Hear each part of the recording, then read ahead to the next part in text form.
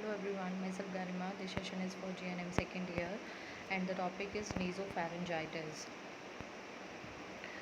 Naso is relating to the nose and pharynx is a hollow tube inside the neck that starts behind the nose and ends at the top of the trachea, that is windpipe, and esophagus, that is a tube that goes to the stomach. The pharynx is about 5 inches long depending on the body size. Pharynx is also known as a throat. So nasopharyngitis inflammation है nasopharynx का। ये एक upper respiratory disorder है जो कि किससे होती है? वायरस से। वो वायरस करता क्या है? वो वायरस इन्फ्लेम करता है मेम्ब्रेन्स को that lines a nose and throat.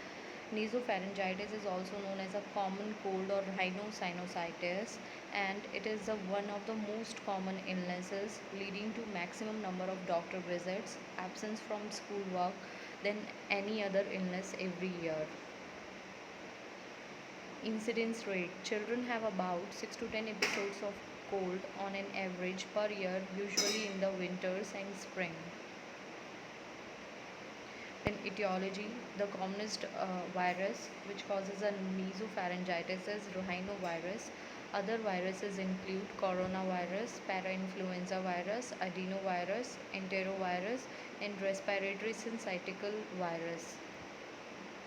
Now, the pathophysiology: the virus enters the body and causes a reaction, and the body immune system starts reacting to the virus, which causes the inflammation of nasopharyngeal mucosa, and then the inflammatory process is associated with tissue swelling and exudation, leading to nasal congestion and runny nose.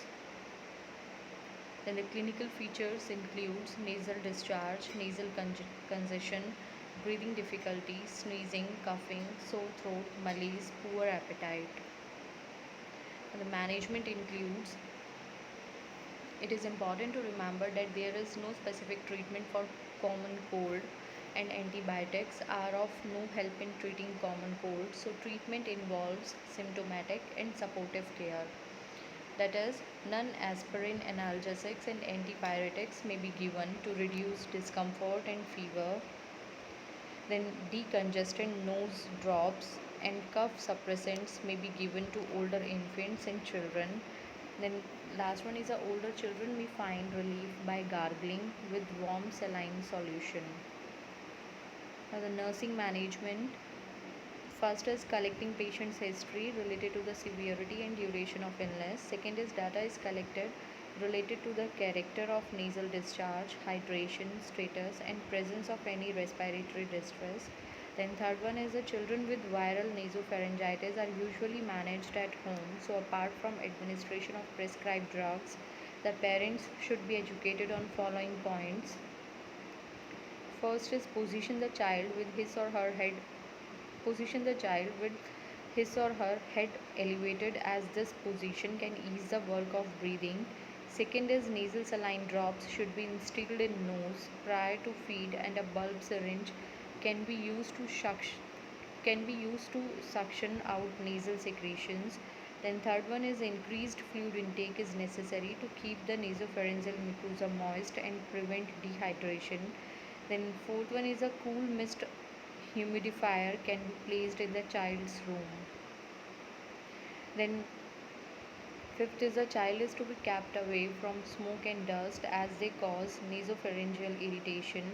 Then sixth is it is also very important to prevent spread of common cold. So when the child coughs or sneezes, teach him to cover his mouth and nose with handkerchiefs or facial tissues. Soiled tissues should be discarded promptly to minimize the spread of infection. Then last one is a caregivers and child should practice regular hand washing after sneezing or blowing the nose. Thank you.